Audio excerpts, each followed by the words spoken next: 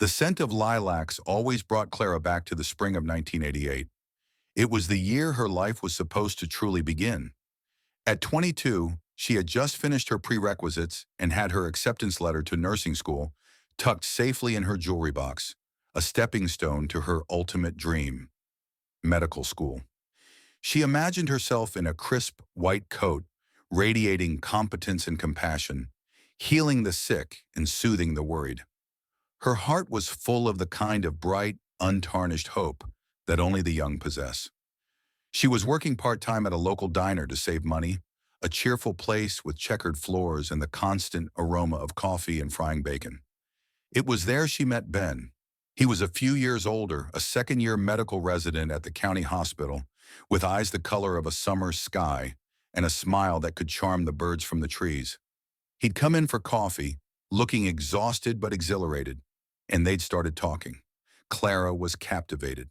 Ben spoke of the adrenaline of the emergency room, the intricate puzzle of diagnostics, and the sheer privilege of helping people. He made her own dreams feel closer, more tangible.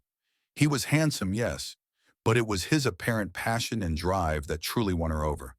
They spent that spring wrapped in a whirlwind romance, full of late-night talks, shared pizzas, and whispered promises. Clara, open-hearted and trusting, gave him everything. But as the summer heat settled in, Ben grew distant.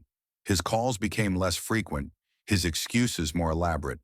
And then came the two pink lines on a plastic stick, a revelation that made Clara's world tilt on its axis. When she finally managed to sit him down, his beautiful blue eyes were cold and evasive. "I can't, Clara," he'd said, not quite meeting her gaze. "I've been accepted to a prestigious fellowship in Boston. It's my big break. A baby. A baby just doesn't fit into my plans right now." The words were a blow, shattering the future she had envisioned. He left a week later, offering a paltry sum of money and a hurried, impersonal goodbye. The lilac season was over, and so was her easy, untroubled youth. Clara's parents, Martha and George, were pillars of strength, though their disappointment was a heavy blanket in the small house. "We'll help you, sweetheart," Martha had said, her hands kneading bread dough with unusual force.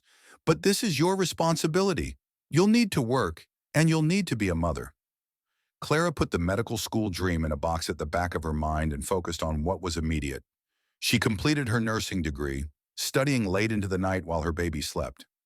9 months after Ben left, she held her son, Leo, in her arms. Looking into his tiny, trusting face, she felt a fierce love that eclipsed the pain of Ben's betrayal. This little boy was her future now, and she would build a good one for him, brick by painful brick. By the time Leo was 3, Clara was a registered nurse at St. Augustine's, a large teaching hospital in the city. It was demanding work, long hours, aching feet, and the constant emotional toll of caring for the critically ill. But Clara was good at it. She had a gentle touch and an intuitive sense for what her patients needed, often before they knew it themselves. St. Augustine's was known for its cutting-edge cardiac unit, which was ruled with an iron fist by Dr. Julian Vance. Vance was a legend. In his late 30s, he was already one of the most sought-after cardiovascular surgeons in the country. He was tall, impeccably dressed even in scrubs, and carried himself with an air of undisputed authority. He saved lives that others had deemed lost, performing surgeries that were near miraculous. But his brilliance came at a price. He was known for his blistering temper and a God complex that left a trail of intimidated residents and nurses in his wake. Clara had observed him many times. The way he commanded the operating room, the decisive snap of his voice, the absolute confidence in his hands. She admired his skill, but she feared his presence. He rarely acknowledged the nursing staff, seeing them more as equipment handlers than healthcare professionals. One Tuesday, the unit was buzzing with a complex case. A middle-aged man, Mr. Harrison, was suffering from recurrent, unexplained heart failures. Dr. Vance was preparing for a high-risk surgical intervention, convinced of a structural defect he intended to repair. Clara had been Mr. Harrison's primary nurse for 3 days. She had spent hours with him, talking to him, listening to his breathing, noting every subtle change. Something about his symptoms didn't sit right with her. It wasn't just his heart, it was the slight tremor in his hands, the specific way his fatigue presented, the odd metallic taste he complained of. She'd pored over his charts and spent her short breaks in the medical library. During morning rounds, the entourage of residents followed Dr. Vance like ducklings. When they stopped at Mr. Harrison's bedside, Vance addressed his students, ignoring Clara, who was adjusting the patient's IV. "Here we see a classic presentation," Vance announced, gesturing toward the monitors. "We'll go in tomorrow, repair the valve, and he'll be playing golf in a month." Clara hesitated. Protocol dictated she shouldn't speak unless spoken to, especially not to question the chief of surgery. But this was a man's life. "Excuse me, Dr. Vance," she said, her voice quiet but clear. Vance stopped, turning slowly. His eyes, sharp and gray, looked at her as if noticing a smudge on the floor. "Yes, nurse?" "I've been caring for Mr. Harrison," Clara began, trying to keep the tremor out of her voice. "And I've noticed a few atypical symptoms. His fatigue and the tremors. I was wondering if perhaps we should consider heavy metal poisoning. He mentioned working with old paint in his workshop." A dead silence fell over the group. The residents exchanged horrified glances. Dr. Vance stared at her. Then he laughed. It wasn't a pleasant sound. It was dry and dismissive. "Poisoning," he said, his voice dripping with sarcasm. He looked around at his residents. "Nurse, what was your name again?" "Clara, sir." "Nurse Clara, I appreciate your diligence in taking Mr. Harrison's temperature and changing his sheets. However, complex diagnostics and surgical planning are best left to those of us who actually attended medical school. Your job, nurse, is to follow orders, not to invent zebra diagnoses based on noticing things." He turned back to the patient. "When I need someone to fetch a blanket, I'll be sure to ask you. Until then, please do not interrupt my rounds with fantasies." The humiliation burned like acid. Every eye in the room was on her. Clara felt her face heat, her dreams of medical school feeling suddenly childish and naive. She was just a nurse to him, a glorified servant. He had taken her genuine concern for a patient and turned it into a public mockery of her intelligence and ambition. "Yes, doctor," she whispered and retreated. That night, after tucking a sleepy Leo into bed, Clara sat at her small kitchen table and cried. It was the second time a man had made her feel small, worthless, and incapable of achieving her dreams. Ben had abandoned her body and heart. Julian Vance had dismissed her mind and soul. But as the tears dried, a hard knot of resolve formed in her chest. She wouldn't let him be right. She couldn't afford medical school, not with a child to raise and bills to pay. But she could do more. She could become a nurse practitioner. It would mean more years of grueling study, more nights away from Leo, more exhaustion, but it would give her the authority to diagnose, to treat, and to never be dismissed like that again. She would not be just a nurse forever. The next 2 decades were a blur of hard work, sacrifice, and the quiet joys of motherhood. Clara taped a picture of Leo inside her textbooks, his gap-toothed smile her constant motivation. She worked full-time at St. Augustine's, taking on extra shifts whenever she could, and spent her nights and weekends studying for her master's degree to become a family nurse practitioner. There were days she thought she couldn't go on, days when the exhaustion was so profound it felt like a physical weight. There were missed school plays because of a critical patient, hurried dinners made of cereal, and the constant, gnawing guilt that she wasn't doing enough, either as a mother or as a student. But then Leo would hug her tightly around the knees, or a patient's family would thank her with tears in their eyes, and she would find the strength to continue. Her parents were her bedrock. Martha often took Leo for weekends, filling him with cookies and stories, while George fixed Clara's leaky faucets and made sure her old car kept running. They never said, "I told you so" about Ben. They simply supported the life she was building. When Clara finally earned her NP license, it was the proudest day of her life, second only to Leo's birth. She was no longer just following orders, she was giving them. She developed a reputation at St. Augustine's for her exceptional diagnostic skills. Unlike some of the specialists who focused only on their narrow field, Clara saw the whole patient. She listened. She noticed things. Leo grew into a wonderful young man, kind, intelligent, and deeply proud of his mother. He inherited her compassion and perhaps inevitably her love for medicine.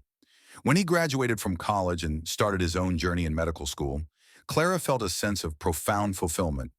Her own path had been diverted, but she had paved the way for him. Over the years, Dr. Julian Vance's star had continued to rise. He was now the chief of cardiothoracic surgery, a man whose name graced the wing of the new hospital building. He was wealthier, more powerful, and if anything, more arrogant. He and Clara rarely crossed paths. He operated in the rarefied air of high-profile surgeries, while she worked in the trenches of primary care and complex case management within the hospital.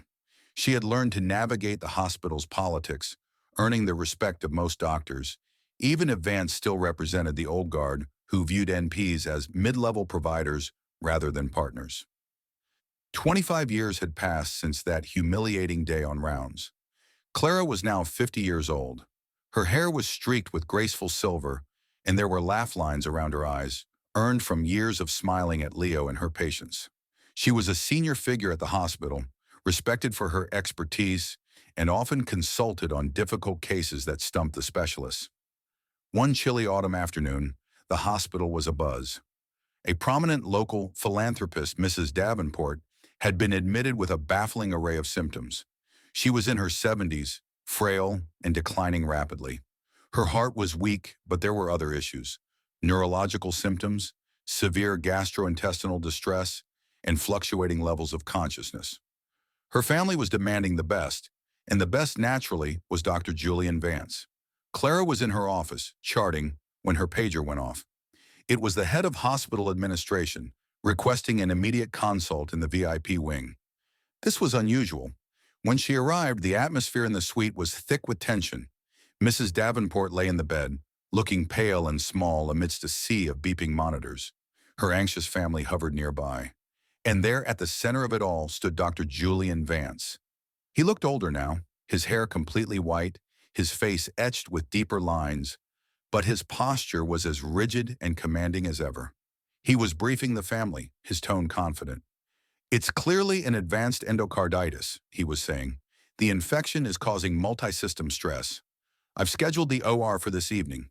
It's aggressive, but I will replace the damaged valve and clean out the infection. It's her best shot." The head of administration, a man named Mr. Thompson, spotted Clara. "Ah, Clara, thank you for coming. Dr. Vance, you know Clara Hayes, our lead NP for complex diagnostics." Vance turned, his eyes flicking over her with the same dismissive chill she remembered so vividly. He didn't recognize her, of course. She was just another face in the endless stream of hospital staff. "NP Hayes," he said curtly. "As I was telling Mr. Thompson, I've got this handled. It's a surgical case." "Dr. Vance," Thompson said, his voice placating, "Mrs. Davenport's family requested a comprehensive review. Clara has a remarkable track record with difficult diagnoses. Just a second set of eyes." Vance sighed impatiently. "Fine, but make it quick. I have an OR to prep." Clara walked calmly to the bedside. Her heart was beating a little faster, the old sting of humiliation a faint echo, but she pushed it down. She was no longer the trembling young nurse from 2 decades ago. She was a seasoned professional, and she had a job to do. She spent 10 minutes with Mrs. Davenport. She didn't just look at the monitors. She held the woman's hand, looked closely at her skin, her fingernails. She asked the family seemingly unrelated questions about the past few weeks: where she'd eaten, what she'd been doing, any changes in her routine. "Has she had any unusual cravings?" Clara asked the patient's daughter. "Like for non-food items?" The daughter looked surprised. "How did you know? She's been chewing ice constantly. We thought it was just because she was thirsty." Clara looked at the chart again, then back at the patient. The pieces clicked into place. It wasn't endocarditis. It was something far rarer, something that surgery wouldn't only fail to fix but would likely kill her. She turned to Dr. Vance and Mr. Thompson. "Dr. Vance, I don't believe this is endocarditis." Vance's eyebrows shot up. "Excuse me?"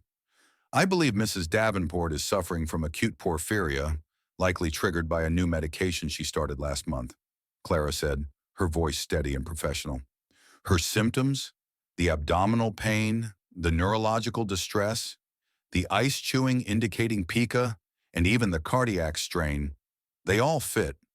Surgery, especially the anesthesia, could be fatal." Dr. Vance stared at her, his expression thunderous. The room was silent.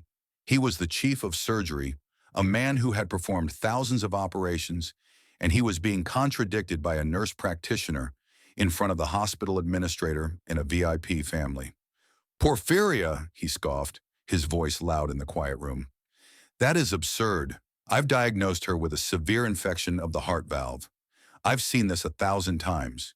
You are grasping at straws, Nurse Hayes. There it was again. Nurse. He still couldn't even use her proper title. With all due respect, doctor, Clara said, meeting his gaze without blinking, your diagnosis doesn't account for the neurological symptoms or the specific pattern of her pain.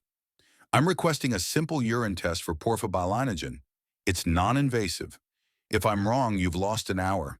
If you're wrong and you take her to surgery, she didn't need to finish the sentence. How dare you, Vance hissed, stepping closer. His legendary temper was flaring. I am the chief of cardiothoracic surgery. I do not get second-guessed by... He stopped, perhaps realizing he was about to say something regrettable in front of Mr. Thompson. I know my field, N.P. Hayes. You are dangerously out of your depth. Clara stood her ground. She remembered the young woman in the ill-fitting scrubs, the one who had been so easily crushed. But that woman was gone. In her place stood someone who had spent 25 years earning her expertise. It's not about depth, Dr. Vance. It's about listening to the patient, Clara said, her voice calm, cutting through his anger. 25 years ago, you told me my job was to follow orders and not to invent zebra diagnoses. You were preparing to operate on a man named Mr. Harrison. I suggested heavy metal poisoning. You ridiculed me. For the first time, a flicker of uncertainty crossed Julian Vance's face. He searched her features. I left the unit that day, Clara continued, her voice resonating with quiet power. But I made sure the resident on duty ran that heavy metal screen. He did. Mr. Harrison was, in fact, suffering from lead poisoning. Your surgery would have been unnecessary, perhaps even harmful. I doubt the resident ever told you that you were wrong. Vance's eyes widened. He remembered. The Harrison case.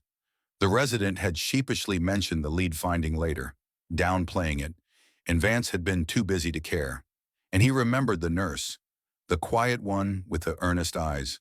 The silence in the room was absolute. I am asking you to order the urine test, doctor, Clara said firmly, for the sake of the patient. Mr. Thompson stepped in. Julian, it's a simple test. Let's run it. The family wants every avenue explored. Cornered and with a tiny seed of doubt planted by the memory of Mr. Harrison, Vance nodded curtly. Fine. Run the test. But when it comes back negative, I'm taking her to surgery. 2 hours later, the lab results came back. They were positive, unequivocally positive for acute porphyria. The surgery was canceled. Clara, working with the internal medicine team, began the appropriate treatment. Within 24 hours, Mrs. Davenport was stabilizing, her neurological symptoms receding, her heart finding a steadier rhythm. The next day, Clara was doing her rounds when Dr. Vance appeared at the nursing station. He looked tired, and for the first time in all the years she had known him, uncertain.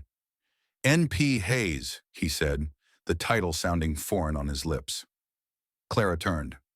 Dr. Vance, he shifted his weight. It appears I was hasty in my diagnosis of Mrs. Davenport. He paused, the words clearly difficult for him. Your insight was correct. You saved her life. And it seems you saved Mr. Harrison's as well, all those years ago. I was just doing my job, doctor, Clara replied, not with triumph but with a quiet, steady grace. No, he said, looking at her, truly seeing her for the first time not as an underling, but as a peer. You were doing more than that. You were being a true clinician. I was wrong. Both times. He offered a nod, not quite a bow, but a genuine gesture of respect from a man unused to giving it, and walked away. Clara watched him go. There was no surge of glee, no feeling of revenge. Instead, a deep, warm sense of peace settled over her. The ghosts of Ben's abandonment and Vance's dismissal had finally lost their power. She had done more than just prove them wrong. She had built a life of purpose and meaning, entirely on her own terms. That evening she went home.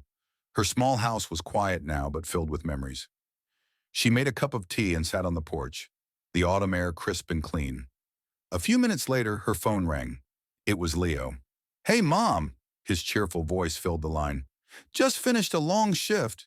It was crazy, but I think I actually helped someone today." "That's wonderful, sweetheart," she said, her heart swelling with love. "That's what it's all about. How was your day? Anything exciting?" Clara smiled, looking out at the twilight sky. The first stars were beginning to appear. She thought about Mrs. Davenport, about Dr. Vance, and about the long, winding road she had traveled from that lilac-scented spring so many years ago. She wasn't a doctor. No, she was Clara Hayes, FNP. She was a mother, a healer, and a woman who had learned that the most important validation comes not from others, but from the quiet knowledge that you have done your best, and that your best was enough. "It was a good day, Leo," she said softly, the peace settling deep in her bones. "It was a very good day."